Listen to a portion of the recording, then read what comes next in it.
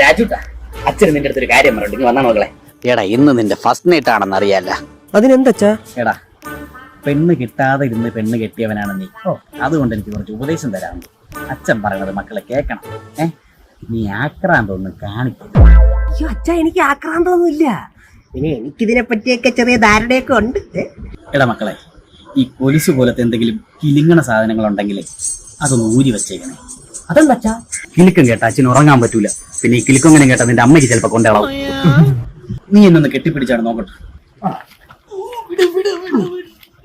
എന്താ? മൂത്രം പോയി. എടാ, മൂത്രം പോയ. എടാ, ഇങ്ങനെ കെട്ടിപ്പിടിക്കല്ലേ, പെണ്ണ് ചത്തു. ഒരു മയത്തിന് കെട്ടിപ്പിടി. ഞാൻ ഒരു കാര്യം പറയാൻ മറന്നുപോയി. നിന്റെ കട്ടിലിനെ ഒരാട്ടം ഉണ്ടായിരുന്നു. ഞാൻ പിന്നെ ഒരു ആന അടിച്ചങ്ങ് ശരിയാക്കിയിട്ടുണ്ട്. ഇല്ലെങ്കിൽ പിന്നെ നമുക്ക് രാത്രി കിടന്ന് ഉറങ്ങാൻ പറ്റൂല. നിനക്ക് പിന്നെ ഉറക്കമില്ലല്ലോ. ഏത് അച്ഛാ